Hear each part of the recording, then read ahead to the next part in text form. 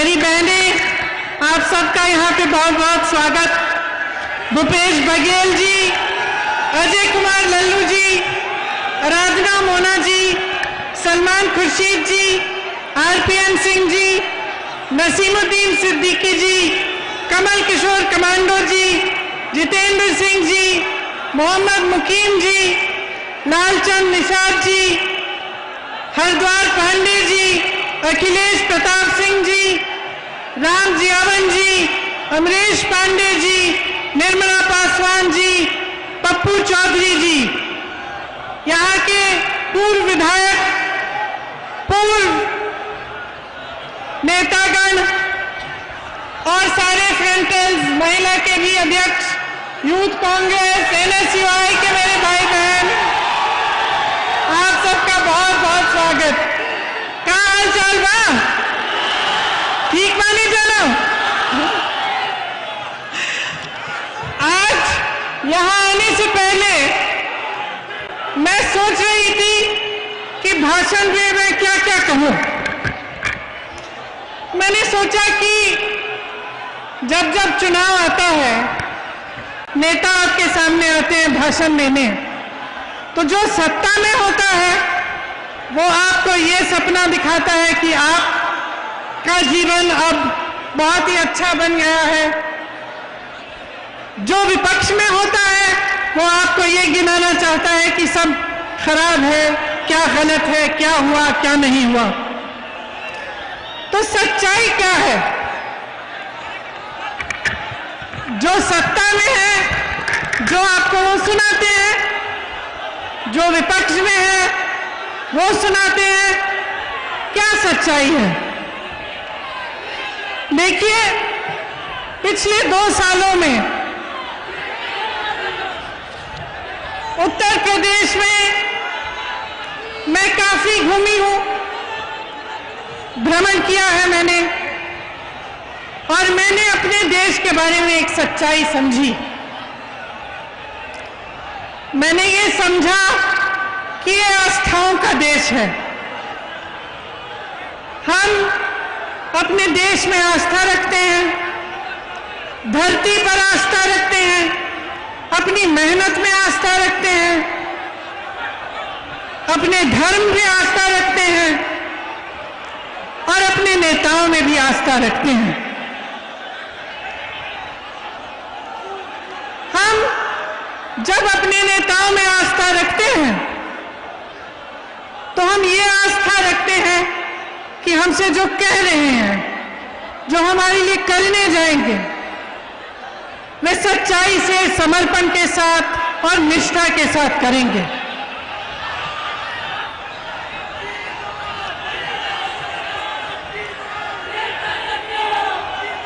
जब हम बड़े बड़े विज्ञापन देखते हैं और उन विज्ञापनों में हमें बताया जाता है कि विकास आ गया है, कि बहुत काम हो रहा है, तो आस्था की वजह से हम कभी कभी ये सोचते हैं कि अगर इतना बड़ा विज्ञापन है, इतनी बड़ी प्रोपेगेंडा है, तो हो सकता है कि कहीं पे विकास जरूर आया होगा। शायद मेरे द्वार पे नहीं आया, लेकिन कहीं और तो जरूर आया होगा। अगर प्रधानमंत्री जी कह रहे हैं, मुख्यमंत्री जी कह रहे हैं, तो कहीं इस बात में सच्चाई होगी। इसी तरह से जब हम प्रधानमंत्री जी को अपने 8,000 करोड़ के हवाई जहाज में इटली जाते हुए देखते हैं, तो हमारे मन में ये बात आती है कि शायद हमारे देश की शोभा बढ़ा रहे हैं।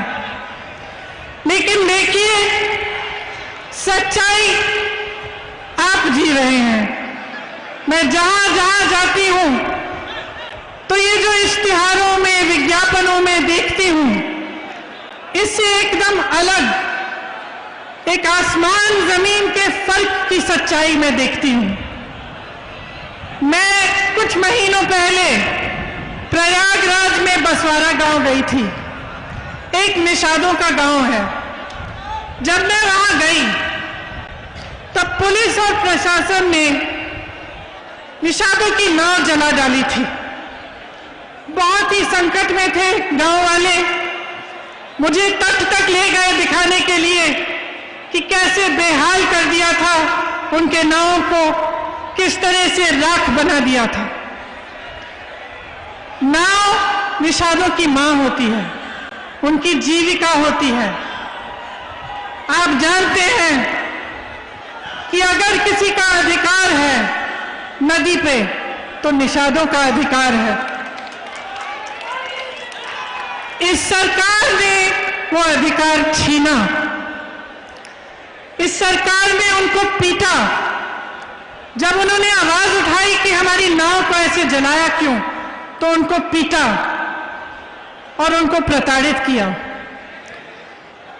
इसी तरह से जहां जहां मैं जाती हूं, मैं लखीमपुर खेरी गई, आप सबने देखा होगा। लखीमपुर खेरी में जिस तरह से किसानों की हत्या की गई और उनकी बिल्कुल सुनवाई नहीं हुई, उस तरह से सरकार ने दिखाया कि उसकी असलियत क्या है, कि जो बड़े बड़े विज्ञापन हैं, जो बड़ी बड़ी बातें होते हैं, उसकी असलियत, उसकी सच्चाई क्या है। उन्होंने दिखाया कि किस तरह से किसानों की इस देश में बिल्कुल सुनवाई नहीं रही। आज अगर किसान प्रताड़ित है, त्रस्त है, तमाम समस्याओं से जूझ रहा है, तो सरकार उसकी इतनी भी मदद करने के लिए तैयार नहीं है। इसी तरह से आप किसी भी वर्ग को लीजिए, दलितों को लीजिए, बुनकरों को लीजिए, पिछड़े वर्ग को लीजिए, कोई भी गरीब हो, अल्पसंख्यक हो, ब्राह्मणों के साथ भी भयंकर शोषण हुआ है। गुरु गोरखनाथ जी के विचारों से ठीक विपरीत योगी आदित्यनाथ जी का शासन चल रहा है। गुरु गोरखनाथ जी कहते थे, मन में रहिना, भेद न कहिना, बोलिवा अमृत वाणी, अगिला अग्नि होएवा हे अवधूत, तो आपन होएवा पानी। लेकिन आज ये सरकार जनता के प्रति आग उगल रही है, हर रोज जनता पर आक्रमण कर रही है। आप लखीमपुर खेरी को देखिए तो आगरा को देखिए, जहां पे 30 दलितों को उठाकर 3 दिनों के लिए पुलिस के थाने में रखकर निर्ममता से मारा, पीटा। मैं उस परिवार से मिली, उस लड़की से मिली जिसके पति की हत्या उसके सामने पुलिस ने मार मार के की। जो उसने मुझे बताया, मैं यहां इस मंच पे दोहरा भी नहीं सकती कि क्या दृश्य उसको देखना पड़ा। और उसका 1 महीने का बच्चा, अभी भी दूध पीने वाला बच्चा है, उसके लिए कोई सहायता नहीं आई सरकार की तरफ से। उसी तरह से जहां जहां मैं जाती हूं, मैं सिर्फ यही दुख देखती हूं कि जहां संकट है, जहां मुश्किल है, जहां संघर्ष है, वहां सरकार अपना चेहरा दूसरी तरफ कर लेती है और मदद नहीं करती। आप किसान हैं, आपने अभी बताया बघेल जी से कि धान के लिए आपको कितना मिलता है। बघेल जी ने कहा कि कांग्रेस की जहां सरकार है छत्तीसगढ़ में, वहां 2500 का मिल रहा है। खाद, खेती, फसल सब बड़े बड़े उद्योगपति, खरबपतियों के हाथों में दे दी गई है। आज खाद के लिए लाइन में खड़े होकर लोग मर रहे हैं। कल मैं ललितपुर गई थी, परसों, वहां 4 लोगों के पास गई, 4 घरों के में गई मैं। 2 लोगों ने आत्महत्या की क्योंकि खाद की लाइन में खड़े थक गए, खाद नहीं मिली।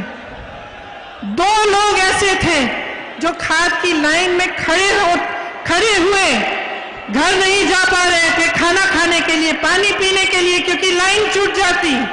वहीं पे दम तोड़ दिया उन्होंने। जब मैं उनके परिवारों से मिली, घर में मैंने देखा कुछ नहीं था, सिर्फ कर्ज में डूबे हुए थे। 3-4 लाख रुपयों के कर्ज में डूबे हुए थे। न कोई गैस का सिलेंडर था, न कोई सरकारी मदद थी, कुछ नहीं था। सिर्फ एक कमरा और उसमें उन जो मर गए थे, जिनका देहांत हो गया था, उनके परिजन रो रहे थे। और ये दृश्य मैं जगह जगह देख रही हूं। यहां पे कहा गया है कि गन्ने की कीमत बढ़ाई जाएगी। मैं पूछना चाहती हूं, आज क्यों कह रहे हैं? 4.5 सालों से क्या किया? 4.5 सालों से क्या गन्ने की कीमत बढ़ाने का मौका नहीं मिला? यहां पे जो चीनी मिलें लगवाई थी कांग्रेस ने, उनको किसने बंद कराया? आपको याद होगा, समाजवादी की सरकारों ने, बसपा की सरकारों ने बंद कराया। और आज वो कहते हैं कि कांग्रेस भाजपा से मिली हुई है। मैं उनसे पूछना चाहती हूं, कहां है वो? कहां है? क्यों नहीं दिखते? जब संघर्ष होता है, जब संकट होता है, तो क्यों नहीं आते आपके पास? सिर्फ कांग्रेस आ रही है, सिर्फ कांग्रेस लड़ रही है। और मैं इस मंच पर खड़ा करके कह रही हूं, मैं मर जाऊंगी, जान दे दूंगी, लेकिन इस भाजपा के साथ कभी मैं कोई मिलावट नहीं करूंगी।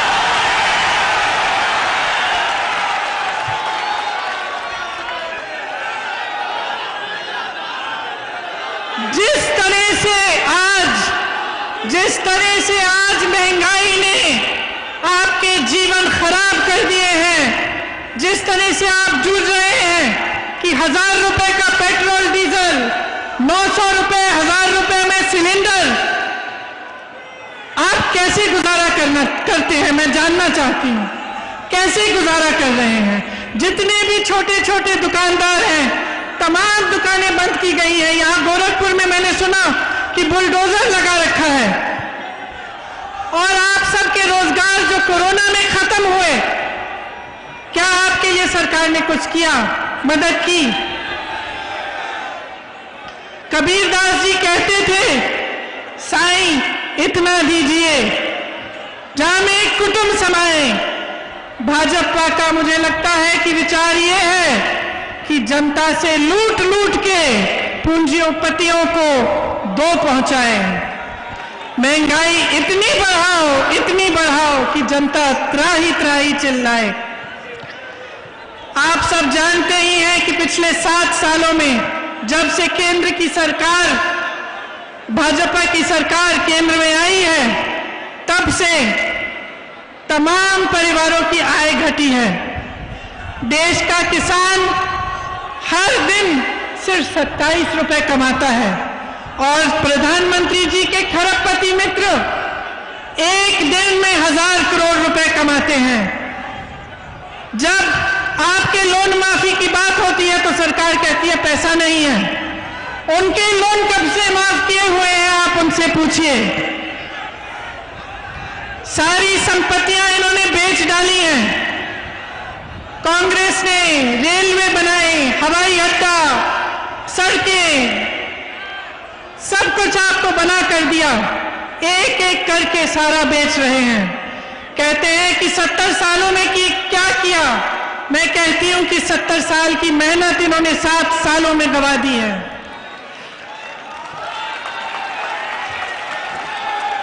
आज का युवा बेरोजगार है।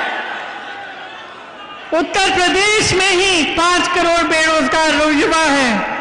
आपको शायद मालूम नहीं होगा, लेकिन 3 युवा हर रोज आत्महत्या करते हैं बेरोजगारी की वजह से। 10 लाख सरकारी नौकरियां खाली पड़ी हैं। भर्तियों में जबरदस्त भ्रष्टाचार है। यहां गोरखपुर में भी विश्वविद्यालय की भर्ती में बहुत भ्रष्टाचार हुआ। सुनिए, सिद्धार्थनगर में शिक्षा मंत्री के भाई को सवर्ण गरीब का प्रमाण पत्र मिला है ताकि उसको नौकरी मिले, लेकिन जो गरीब है उसको कोई ऐसा प्रमाण पत्र नहीं मिल रहा है, उसके लिए नौकरी नहीं है। आपने देखा है कि हर जगह अपराधियों का तांडव है। इसके साथ साथ जो रक्षक है वो भक्षक बन गया है।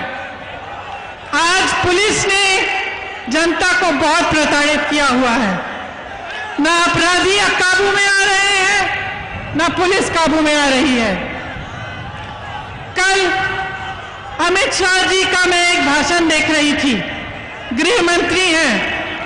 वो कह रहे थे कि अब उत्तर प्रदेश में अपराधियों को ढूंढना पड़ता है तो दूरबीन की जरूरत पड़ती है, लेकिन उनके साथ में कौन खड़ा था? उनके साथ में कौन खड़ा था? उनके साथ अजय मिश्रा टेनी खड़े थे जब वो ये कह रहे थे। मैं कहना चाहती हूं, दूरबीन छोड़िए, चश्मे लगाइए। आपके साथ मंच पे खड़े होने वाले के बेटे ने किसानों के साथ क्या अत्याचार की है, उसके खिलाफ कार्रवाई करिए। ये देश की जनता जानना चाहती है कि क्या न्याय की उम्मीद नहीं बची है देश में? क्या सिर्फ अपराध का बोलबाला है? क्या गरीब की कोई सुनवाई नहीं है? सिर्फ बड़े बड़े अरबपतियों खरबपतियों की सुनवाई है? सही कह रहे हैं आप, बड़े बड़े खरबपतियों की ही सुनवाई है इस देश में। आपने बार बार ये देखा है, लखनऊ में विवेक तिवारी को पुलिस ने गोली से मारा। कानपुर के एक व्यापारी मनीष गुप्ता यहां आए थे गोरखपुर, उनको होटल से उठाकर पुलिस स्टेशन में ले जाके मार डाला। उनकी पत्नी ने मेरे से पूछा, मैं क्या करूंगी, मैं क्या करूंगी? मैंने फोन पे उनसे बात की। उन्होंने कहा, मेरी सहायता कौन करेगा, मुझे न्याय कौन देगा? मैंने आगरा की बात की, वहां अरुण वाल्मीकि के परिवार को इस तरह से उन्होंने मारा पीटा, वो बात मैं आपको सुना चुकी हूं। तो आप बताइए, जब जनता में इस तरह के संकट आते हैं और जनता को ये समझ में आ जाता है कि उसकी सुनवाई नहीं है, कि सरकार उसके लिए खड़ी नहीं हो रही है, उसकी मदद के लिए नहीं है, तो देश और प्रदेश में क्या होता है? जो आस्था नेताओं में होती है वो हिलती है, और जब वो आस्था हिलती है तब आपकी एक बहुत बड़ी जिम्मेदारी होती है कि आप प्रश्न पूछें। आप ये पूछें कि ये हमारे साथ क्यों हो रहा है। जो आपने वादे किए, जो आपने मंच पे खड़े होकर हमें बताया, उसके बारे में आप क्या कर रहे हैं? अब मेरी बहनों को देखिए, बहुत सारी मेरी बहनें यहां आई मेरी बातों को सुनने के लिए, किस तरह से संघर्ष करती हैं। एक महिला का जीवन संघर्ष का जीवन होता है। घर पे संघर्ष करती है, बाहर जाती है, खेती करती है, घर आकर सबके लिए खाना पकाती है, देखभाल करती है, सबका तमाम संघर्षों का सामना खुद करती है। महिलाओं पर जिस तरह से अत्याचार उत्तर प्रदेश में हुआ है इन 5 सालों में, वो आप मेरे से अच्छी तरह जानते हैं। उन्नाव में आपने देखा क्या हुआ। एक लड़की के साथ अपराध किया, अत्याचार किया, उसको जला दिया गया। दूसरी को के खिलाफ ऐसी साजिश की कि जब वो केस सुनने के लिए जा रही थी सड़क पे, उसका एक्सीडेंट करा दिया गया। हाथरस में आपने देखा क्या हुआ। हाथरस में ये परिस्थिति बनी कि उस महिला के परिजन उसको देख भी नहीं पाए, उसकी जब चिता जलाई गई। पुलिस प्रशासन ने उसकी चिता जला डाली। महिलाओं को अपनी लड़ाई खुद लड़नी पड़ेगी। गोरखपुर में भी जब एक लड़की ने पिता का पिटाई करते हुए वीडियो बनाया तो उसको गोली मार दी। जब एक दलित लड़की के साथ बलात्कार किया गया तो उसको सिगरेट से जलाया गया। विश्वविद्यालय की छात्रा का परिवार न्याय मांगता हुआ दर दर भटक रहा है। मैं अपनी बहनों से कहना चाहती हूं कि मैं आपके लिए लड़ूंगी, कांग्रेस पार्टी आपके लिए लड़ेगी, और मैं आपको वो शक्ति देना चाहती हूं जिसके जरिए आप खुद अपनी लड़ाई मजबूती से लड़ पाएंगी। 40% महिलाएं जब राजनीति में आएंगी तब राजनीति को बदल डालेंगी, ये मेरा दावा है, क्योंकि महिलाओं में करुणा है। महिलाएं बहुत समझदार होती हैं, लड़ने की क्षमता होती है महिला में, और जितने अत्याचार महिलाओं के साथ हो रहे हैं उनका सामना हम ऐसे करेंगे, जब हम राजनीति में और महिलाएं आएंगी तब हम सामना करेंगे, क्योंकि जब महिला को परेशान किया जाएगा वो हमारे पास आएगी, महिलाओं के पास आएगी, तो हमने वो संवेदना भी होगी और वो शक्ति भी होगी कि हम उसकी मदद कर पाए।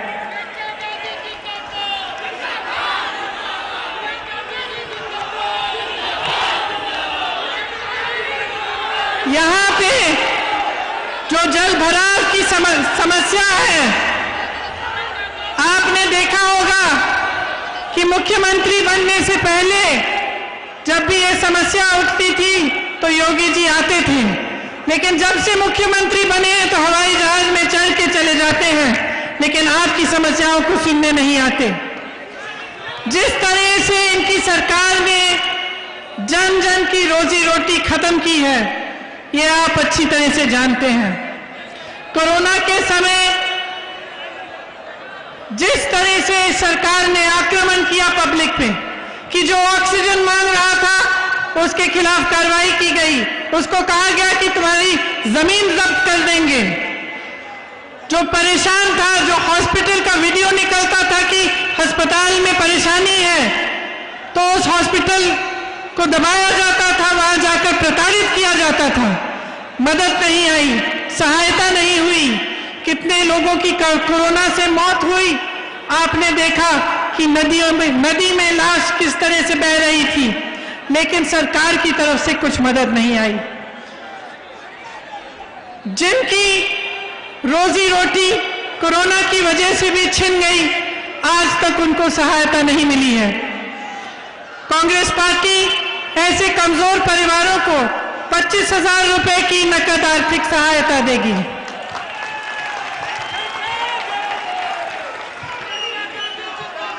गोरखपुर में मैं जानती हूं कि स्वास्थ्य की जो सुविधाएं हैं वे बुरी स्थिति में हैं। अब चुनाव आ रहा है तो सुनने में आ रहा है कि एम्स खोला जा रहा है और तमाम ऐसी घोषणाएं हो रही हैं, लेकिन जब 5 सालों से ये सब काम नहीं किए गए तो आप क्या उम्मीद कर सकते हैं कि अब किए जाएंगे। यहाँ पे पूर्वोत्तर रेलवे का मुख्यालय है। आप जानते हैं कि अब रेलवे भी बेची जा रही है, उसका भी प्रयास है, और जो तमाम लोग रेलवे के जरिए रोजगार पा रहे हैं उनका क्या होगा, ये सवाल अब पूछने का वक्त आ गया है।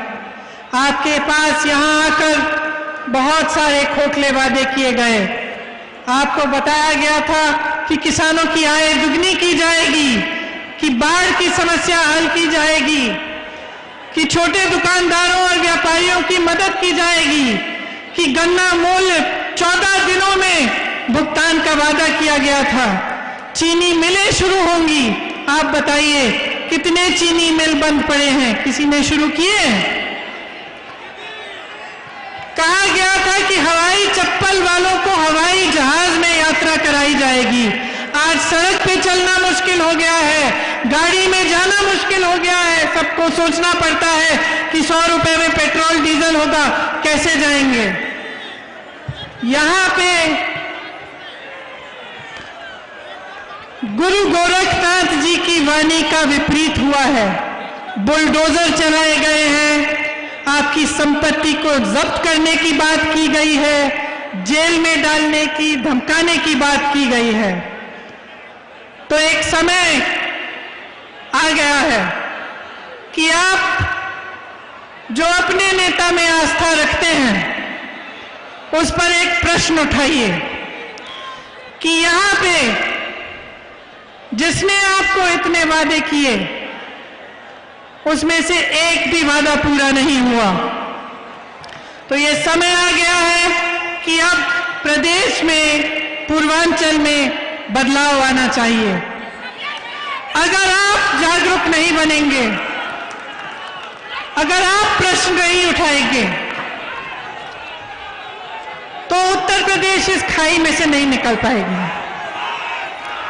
सच्चाई ये है कि धर्म और जाति के नाम पर आपकी भावनाओं और आपकी आस्था के साथ खिलवाड़ किया गया है। ये सच्चाई है। इस सच्चाई को पहचानिए। इस सच्चाई को पहचानिए कि एक नेता का सबसे बड़ा धर्म सेवा होता है। आज सरदार पटेल जैसे नेता जी का जन्म दिवस है। और इंदिरा जी जैसी नेता की शहादत का दिवस है। इंदिरा जी ने आपको दिखाया, उनके लिए देश के ऊपर कुछ नहीं था। उन्होंने इस आस्था के लिए, जो आस्था आपने उनमें रखी थी, इस आस्था के लिए अपना जीवन दिया। वो कभी पीछे नहीं हटी। उनको मालूम था कि उनकी हत्या होने वाली थी। आज के दिन जब मेरे भाई और मैं स्कूल जा रहे थे, रोज जाने से पहले हम अपनी दादी जी से मिलने जाते थे। आज ही के दिन उन्होंने मेरे भाई से कहा कि बेटा, अगर मुझे कुछ हो जाएगा तो रोना मत। उनको मालूम था कि उनकी हत्या हो सकती थी, फिर भी वो कभी पीछे नहीं हटी। उनके लिए आपकी आस्था से बढ़कर इस देश, इस दुनिया में कुछ नहीं था। आपकी आस्था थी और उनके दिल में अपने देश के प्रति आस्था थी। और अगर आज मैं आपके सामने खड़ी हूं तो ये उन्हीं की सीख है। मैं भी आपकी आस्था कभी नहीं तोड़ सकती। इसीलिए जो बातें मैं अभी आपके सामने रखना चाह रही हूं, जो कांग्रेस पार्टी की प्रतिज्ञाएं हैं, मैं उसी आस्था से रखना चाहती हूं। मैं कहना चाहती हूं कि जो प्रतिज्ञाएं हैं वो पूरी होंगी, नहीं तो मैं यहां इस मंच से आपके सामने नहीं कहूंगी कि अगर हमारी सरकार आएगी तो मछली पालन को कृषि का दर्जा दिया जाएगा। जो सुविधाएं और छूट कृषि के लिए हैं, मछली पालन में वो सब लागू होंगी। बालू खनन और मछली पालन में निषाद समाज को अपना अधिकार वापस दिया जाएगा। गुरु मच्छेंद्रनाथ विश्वविद्यालय को यहां पे हम स्थापित करेंगे। किसानों के लिए मैं कहना चाहती हूं कि हमारी ये प्रतिज्ञा है कि हम आपका पूरा कर्जा माफ करेंगे। हमने पहले भी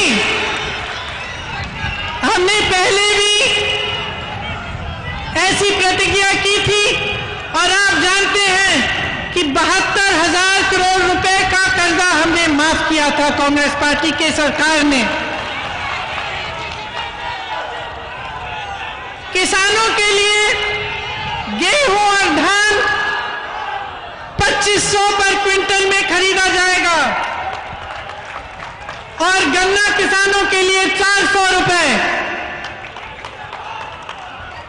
यहां मैं जानती हूं कि गन्ना का किसान बहुत ही परेशान है। मैं ये भी जानती हूं कि अन्ना पशु की बहुत ही समस्या है और जिस तरह से हमारी सरकार ने छत्तीसगढ़ में इस समस्या को सुलझाने की पूरी कोशिश की है, उसी तरह से यहां पे अन्ना पशु की समस्या सुलझाने का हम काम करेंगे।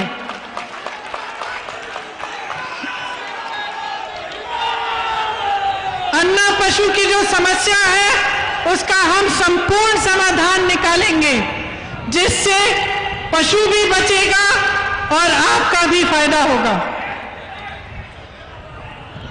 युवाओं के लिए 20 लाख सरकारी रोजगार हमारी सरकार अगर बनेगी तो हम देंगे और जो संविदा कर्मी हैं और जो कॉन्ट्रैक्ट पे नौकरी करते हैं उनका हम नियमितीकरण कराएंगे। अपनी बहनों के लिए मैं कह चुकी हूं कि 40% महिलाएं कांग्रेस पार्टी विधानसभा के चुनाव में महिलाओं को टिकट देगी। इसके साथ साथ जो 12वीं पास छात्राएं हैं उनके लिए मोबाइल फोन मिलेगा, स्मार्टफोन मिलेगा और जो स्नातक पास है उनके लिए स्कूटी मिलेगी। मेरी बहनें, आपको भाजपा सरकार ने कहा था आपको 1 सिलेंडर मुफ्त मिलेगा। उसके बाद उन्होंने सिलेंडर के दाम ऐसे उठा दिए कि आपको वही 1 सिलेंडर अगर मिला तो मिला, उसके बाद नहीं मिल पाया। हमारी सरकार आपको साल में 3 सिलेंडर मुफ्त देगी। आप मेरे दिल के बहुत करीब हो, आपके लिए सब कुछ। आप जब सरकारी बस में यात्रा करेंगी तो आपकी यात्रा मुफ्त होगी। आंगनबाड़ी और आशा बहुएं दिन रात काम करती हैं, उनको कम से कम 10,000 रुपए का मानदेय मिलेगा। कोरोना में बहुत लोगों ने बहुत संकट का और संघर्ष किया, बहुत संकट का सामना किया। हमारा संकल्प है कि कोई भी बीमारी हो 10 लाख तक उसका मुफ्त इलाज सरकार कराएगी।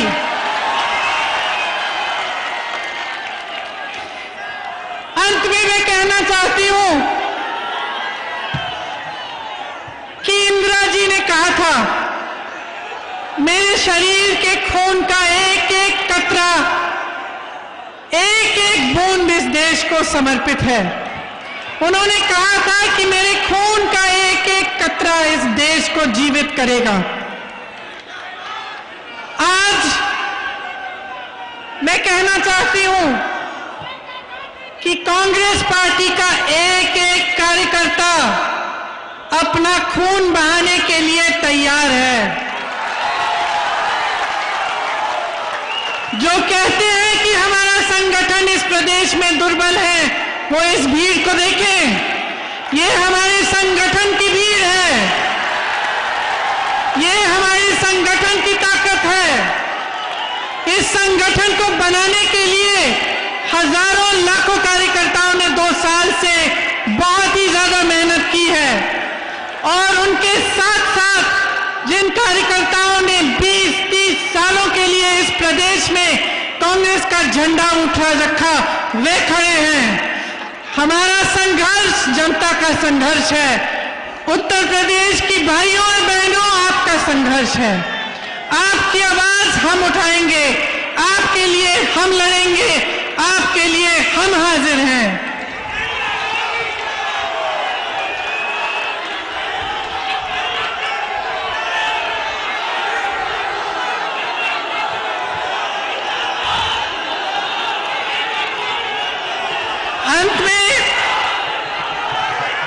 अंत में मैं आप सबको बहुत बहुत धन्यवाद देना चाहती हूं कि आप यहां आए। गुरु मच्छेंद्रनाथ जी की जय। बोलिए मेरे साथ, गुरु मच्छेंद्रनाथ जी की जय, गुरु गोरखनाथ जी की जय। जय हिंद, जय हिंद, जय हिंद। धन्यवाद।